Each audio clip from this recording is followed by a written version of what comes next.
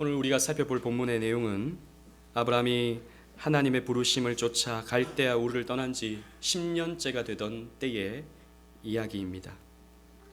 자식이 없었던 그는 75세에 하나님을 만나 하나님이 약속하신 땅으로 옮겨갔고, 하나님이 약속하신 너를 복의 근원으로 삼겠다라고 하는 그 말씀에 순종하여 세겜 땅 모래 상수리 나무에서 오직 여호와만을 위하여 단을 쌓았던 믿음의 모습을 보였습니다.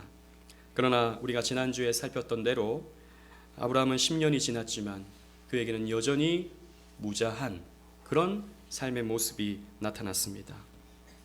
하나님이 자손을 주시겠다고 약속은 하셨는데 아무리 기다려도 자손이 생기지 않았던 것이죠. 그러다가 아브라함은 여러 전쟁을 겪게 되었고, 그 전쟁 속에서 또 치열한 삶을 살아가며 지쳐있던 상태였습니다.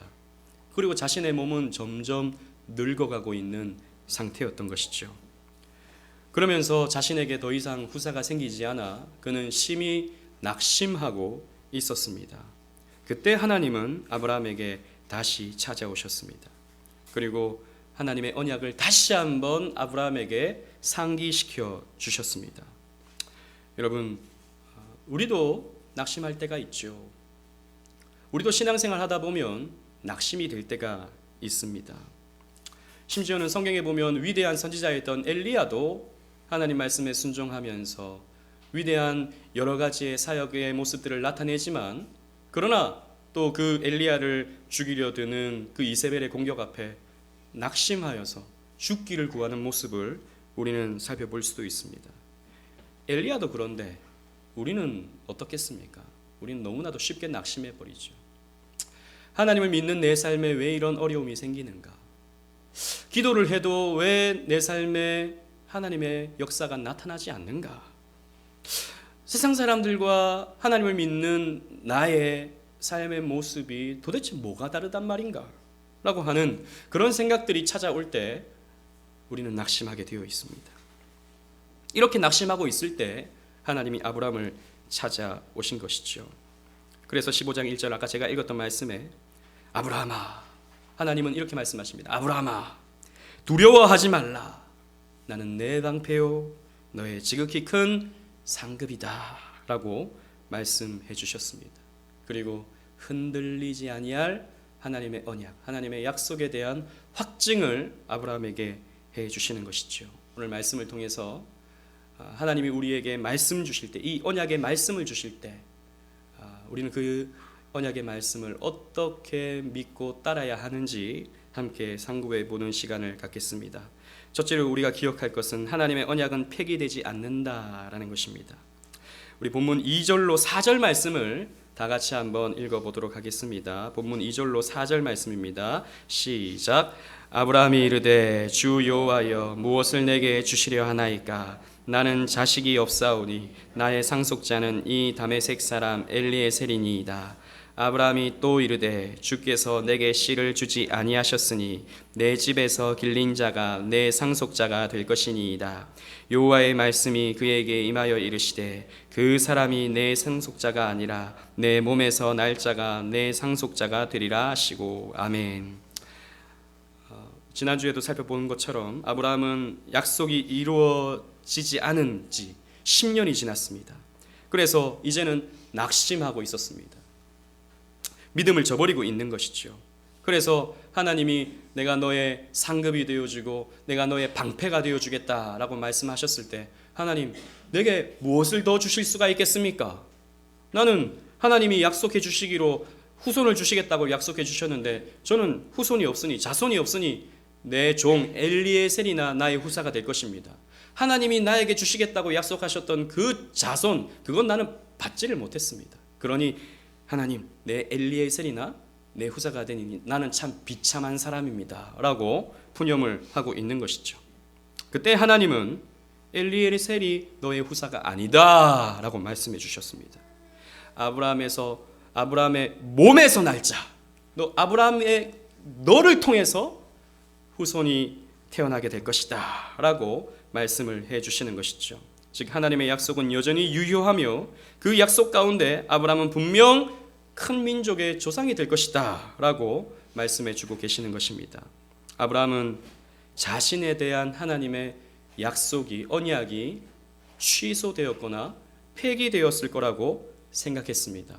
그러나 그것은 착각이었죠. 전혀 그렇지 않았습니다. 하나님은 여전히 그 약속을 기억하고 계셨으며 그 약속은 10년이 지난 지금 이 순간까지도 여전히 성취되어지고 있는 과정 속에 있었던 것입니다. 그런 아브라함에게 하나님은 그 장막 안에 있는 아브라함에게 밖으로 나와 봐라 라고 말씀하셔서 저 하늘을 봐라, 저 무뼈를 셀 수 있나 보라, 네 후손이 저와 같이 많아지게 될 것이다 라고 말씀해 주셨던 것이죠. 그때 아브라함은 여호와를 믿었습니다. 너무 좋았거든요. 그 하늘에 반짝반짝 빛나는 그 별들을 바라보면서 내 후손이 저렇게 많아지게 될 것이다 라고 하는 그 말씀에 아브라함은 감격을 하고 여호와의 말씀을 다시 한번 믿게 된 것입니다. 여러분, 우리도 하나님의 약속을 받고 하나님의 말씀을 듣고 순종하다가도 낙심할 수 있죠. 얼마든지 그럴 수 있습니다. 누구는 교회를 가서 순종하면서 여러 봉사들을 하면서 이런 복도 받고 저런 복도 받는다는데 나는 복음커녕 점점 더 어려워지는 것 같고 이런 문제 저런 문제에 시달리는 나의 모습을 보면 사실 이해하기가 쉽지 않은 것이죠. 또 목사님은 기도하시면 응답됩니다 라고 이렇게 설교 시간에 말씀을 해주시는데 시간을 정해놓고 아무리 기도를 해도 응답되지 않는 그 상황을 맞닥뜨리게 되면 우리는 실망할 수 있는 것이죠. 좀 심해지면 하나님이 살아계시지 않은 것 같기도 하고 하나님이 살아계시면 어떻게 이렇게 놀라운 역사가 안 일어날까라고 하는 생각을 하게 되는 것이죠. 또 혹은 하나님은 저 사람은 사랑하시는데 나는 안 사랑하시나 보다라고 이런 생각이 들 수도 있는 것이죠. 그러나 여러분 사람은 이렇게 쉽게 마음이 왔다 갔다 합니다. 했던 말도 취소가 되기도 하고 변개되기도 하는 것이죠. 그러나 하나님의 말씀은 변하지 않습니다. 하나님의 약속은 취소되지 아니합니다. 하나님의 말씀은 반드시 성취되는 것입니다. 사람은 그렇게 변하지만 하나님의 말씀은 변하지 아니한다라는 것이죠. 민수기 23장 19절 주보에 있는 말씀을 우리 다 같이 한번 읽어보도록 하겠습니다.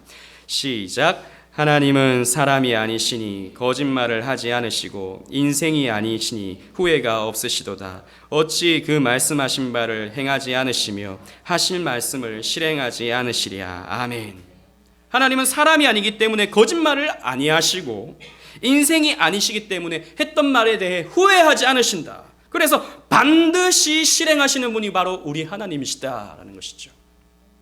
제가 어릴 때 초등학생 때 이렇게 명절이 되면 친지들이 용돈들을 주시잖아요. 세뱃돈을 이렇게 주시잖아요. 그러면 그때 꽤 돈이 많아진다고요. 그때는 감당할 수 없을 만큼 돈을 많이 받게 되는 때잖아요. 그러면 저희 어머니는 꼭 그렇게 말씀하셨어요. 엄마한테 맡겨봐. 네가 나중에 필요할 때 줄게. 그렇게 꼭 말씀을 하셨거든요. 저는 순진해가지고 어릴 때부터 순진해가지고 그 말을 믿고 엄마 은행에 맡겼죠.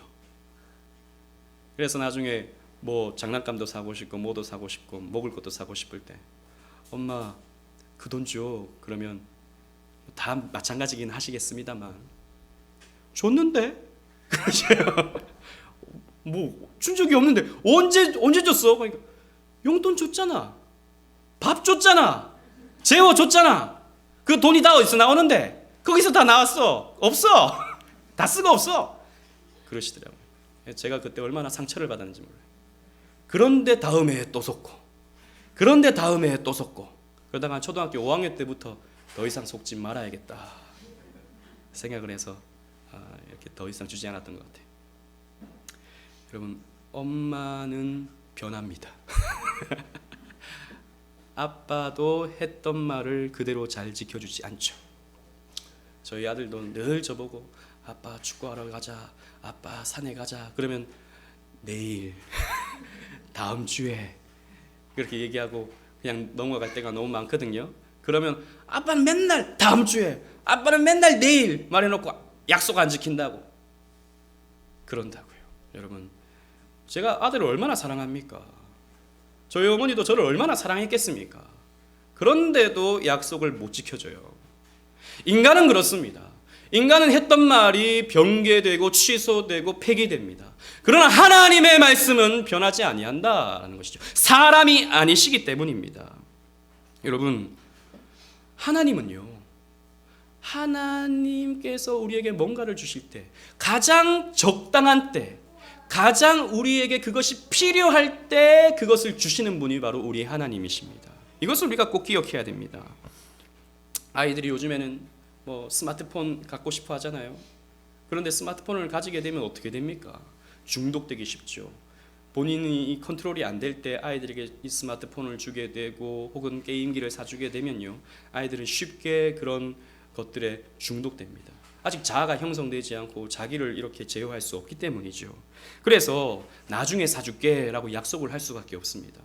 그 나중에 언제입니까? 준비가 될 때 사주는 겁니다. 4학년이 될 수도 있고 5학년이 될 수도 있고 중학생이 될 수도 있고 아니 고등학생이 될 수도 있고, 가장 적당한 때 사랑하는 부모님은 그 아들에게 그 스마트폰을 사주는 것이 자식을 사랑하는 부모의 당연한 자세일 것입니다. 마찬가지로 여러분, 하나님은 우리에게 가장 적당한 때 내가 했던 기도의 내용들을 응답해 주시는 분이십니다. 아브라함은 25년이 걸렸어요. 10년이 지나도 아무런 반응이 나타나지 않는 것 같아서 낙심하고 좌절하고 있었습니다. 그러나 하나님의 언약은 지금 성취되기를 기다리고 있는 때였다는 것을 우리는 말씀을 통해서 기억해야 하는 것이죠. 그래서 하바국 2장 3절에 하나님은 이렇게 말씀하고 있습니다. 우리 다 같이 한번 읽어보도록 하겠습니다. 주보를 보시고 시작. 이 묵시는 정한 때가 있나니 그 종말이 속히 이르겠고 결코 거짓되지 아니하리라. 비록 더딜지라도 기다리라. 지체되지 않고 반드시 응하리라. 아멘. 이 묵시는, 하나님의 말씀은 정한 때가 있다라는 것이죠. 우리는 지금 이루어지기를 바랍니다. 하나님 지금 주세요. 지금 필요해요. 아니요, 지금 필요하지 않습니다. 그래서 하나님이 안 주시는 거예요. 그걸 내가 지금 갖게 되면 우리는 그것 때문에 쉽게 흥분하고 쉽게 그것 때문에 만족하면서 그것 때문에 우리는 망할 수 있기 때문입니다. 그래서 하나님은 우리가 뭔가가 필요할 때, 가장 적당한 때, 가장 나에게 유익할 때 이 모든 것들을 채우시고 붙드시는 분인 것을 우리는 기억해야 됩니다. 그리고 우리가 또 기억해야 할 이 본문을 통해서 기억해야 될 말씀은, 하나님의 언약은 하나님의 주권을 통해 이루어진다는 것입니다. 우리 본문 7절 8절 말씀을 다 같이 한번 읽어보도록 하겠습니다. 15장 7절 8절 시작. 또 그에게 이르시되 나는 이 땅을 내게 주어 소유를 삼게 하려고 너를 갈대아인의 우르에서 이끌어낸 여호와니라. 그가 이르되 주 여호와여 내가 이 땅을 소유로 받을 것을 무엇으로 알리이까. 아멘. 하나님이 자손만 아니라 땅까지도 주시겠다라고 약속해 주셨습니다. 아니, 자손을 주신다는 것만 해도 너무 또 기쁜데 하나님이 이 가나안 땅도 너에게 주겠다, 네 자손들에게 주겠다라고 약속해 주시니 얼마나 좋았는지 모릅니다. 여러분 생각해 보십시오.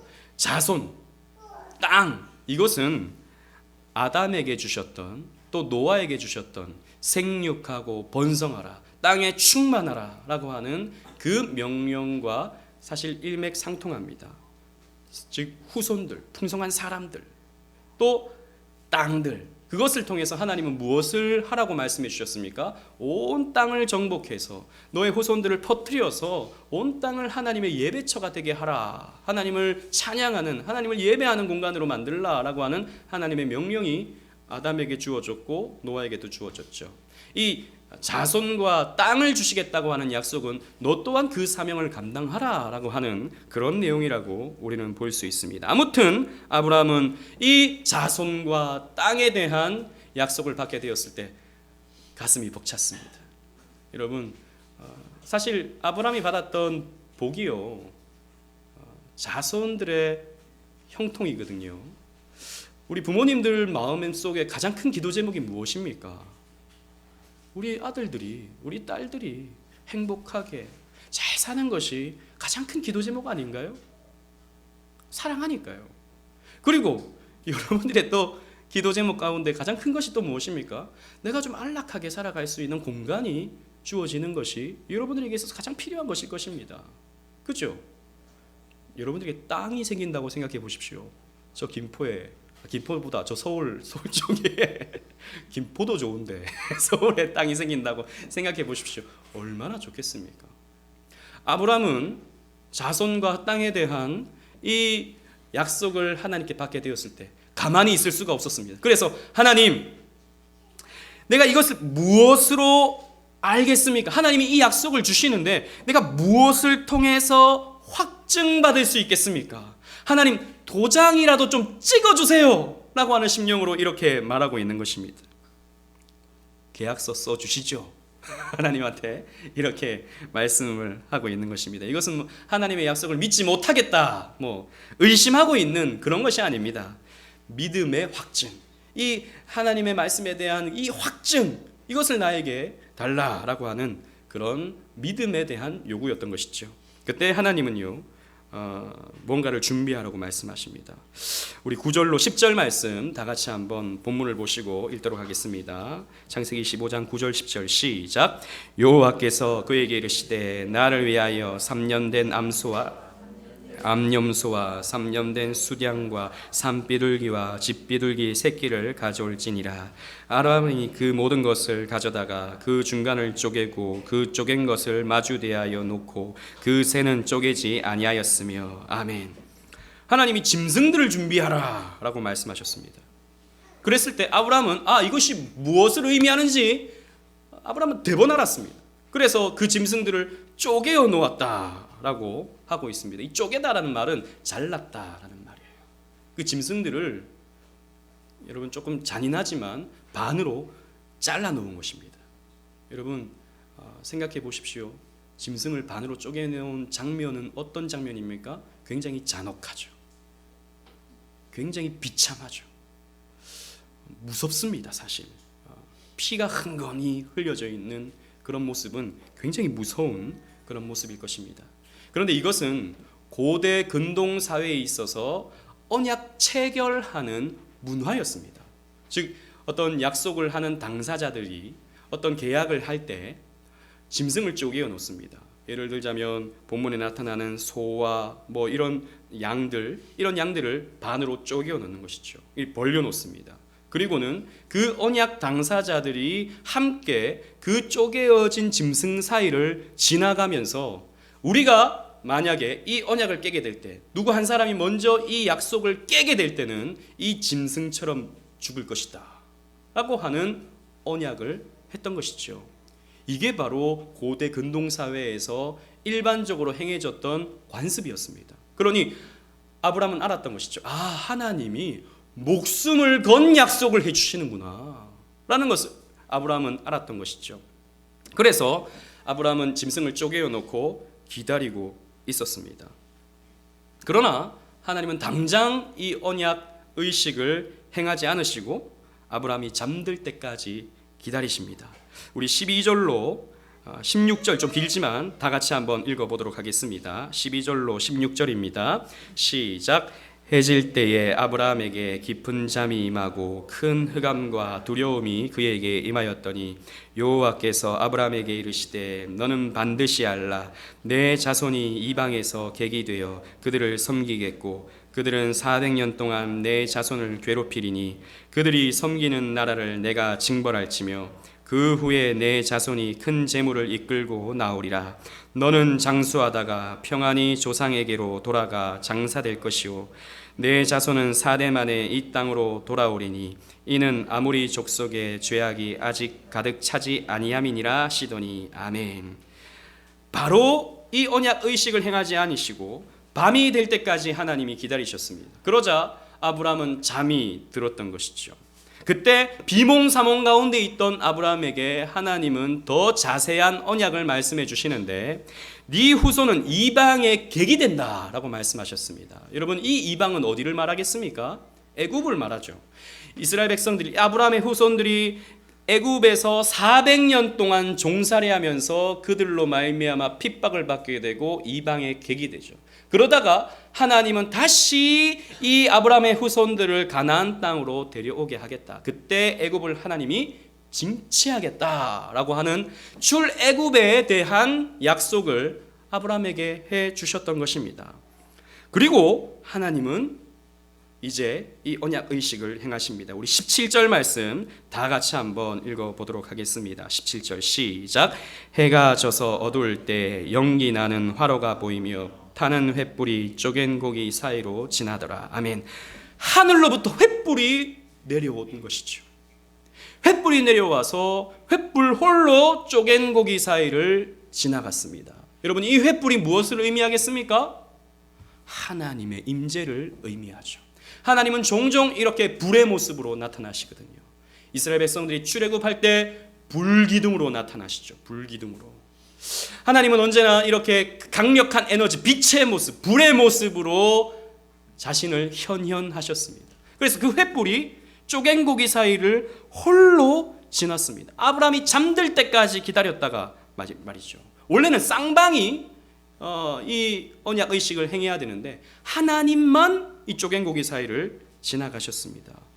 그렇다면 어떻게 되냐면 이 언약 준수의 의무가 아브라함에게는 없어지는 것이고 하나님에게만 있게 되는 거죠.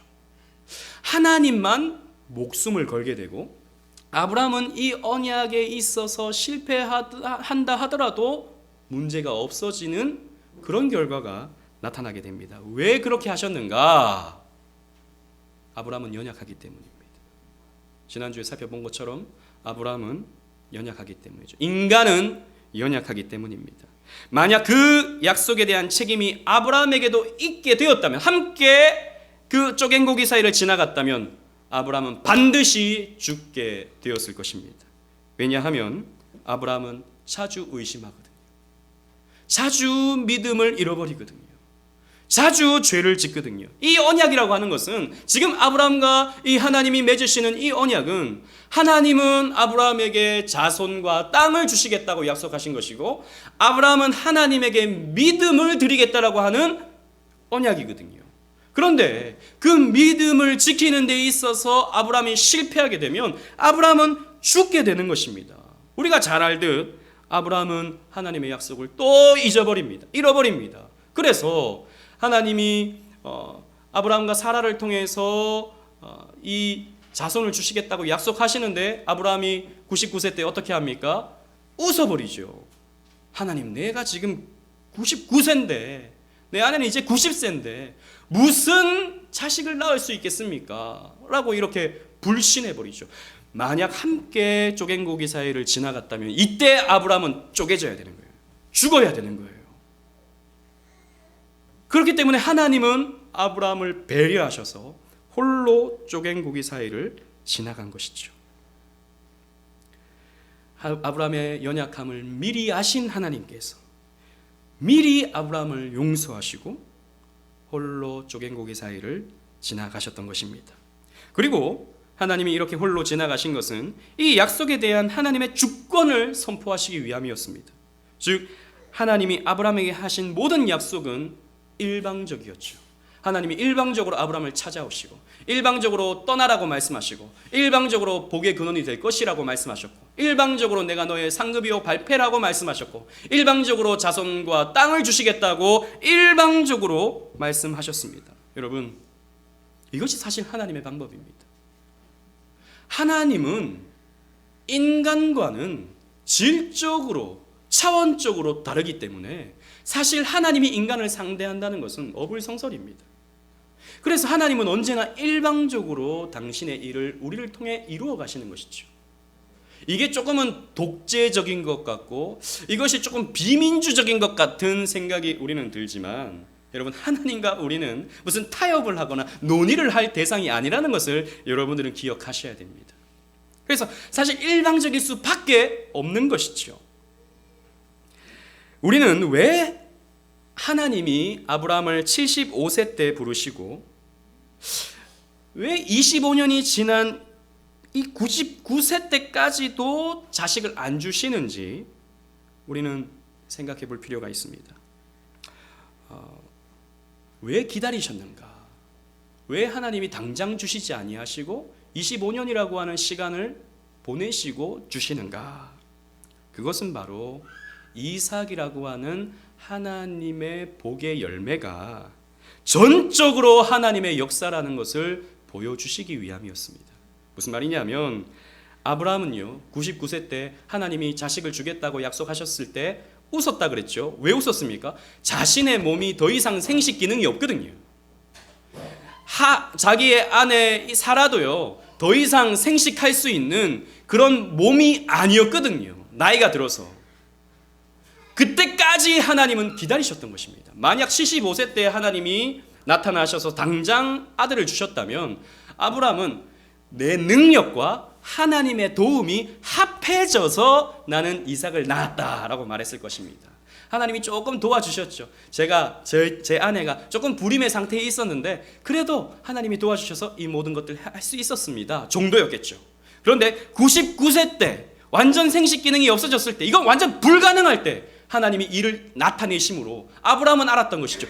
이삭은 내 능력으로 낳은 것이 아니라 사람의 어떤 능력으로 낳은 것이 아니라 정말이지 하나님께서 주신 은혜의 산물이구나. 은혜의 결과구나. 정말 100% 하나님이 하셨구나 라고 고백할 수밖에 없는 상태가 됐던 것이죠. 하나님은 이때까지 기다리셨던 것입니다. 이때까지. 그래서 이삭은요 하나님이 주신 겁니다. 아니 100% 하나님 주신 겁니다 라고 고백할 수밖에 없도록 말이죠.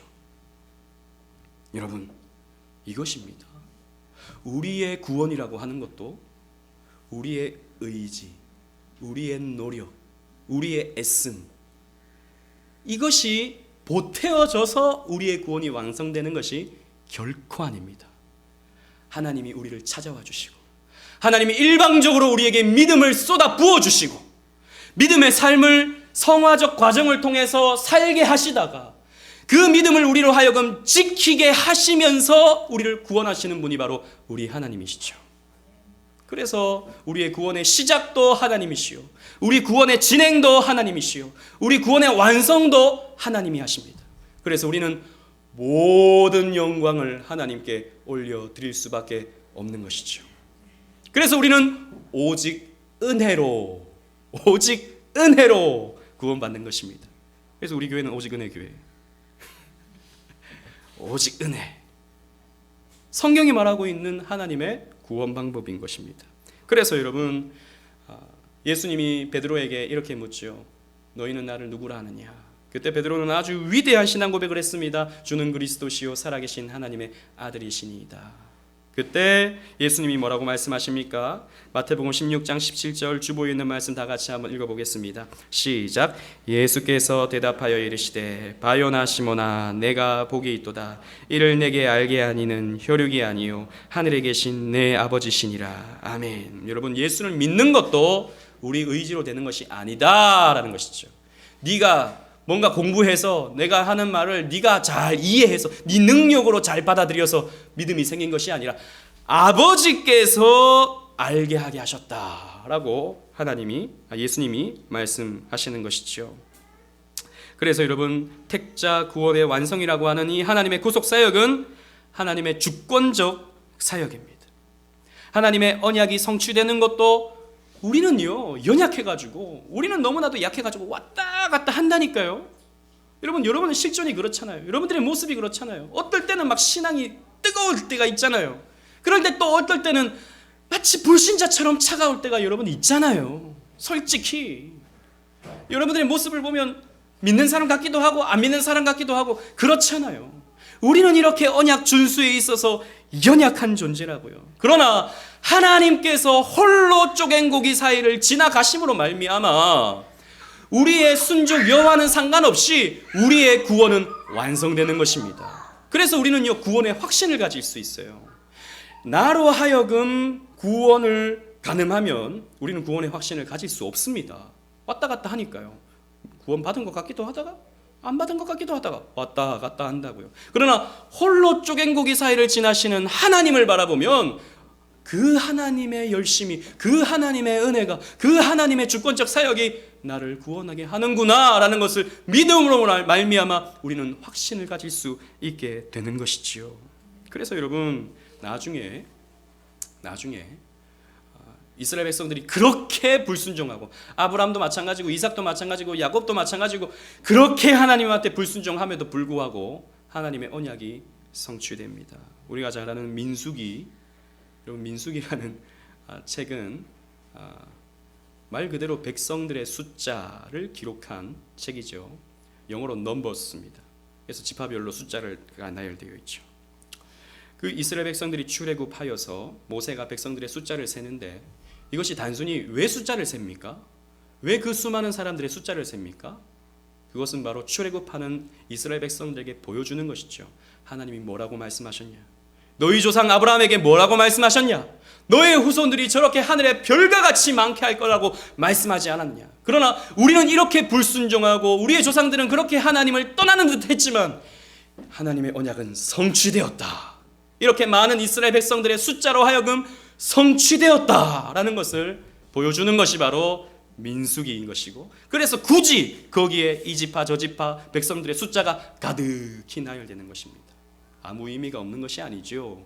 하나님의 언약 성취를 그렇게 보여주고 있는 것입니다. 사랑하는 오직은혜 교회 성도 여러분, 하나님은 오늘도 쪼갠고기 사이를 지나십니다.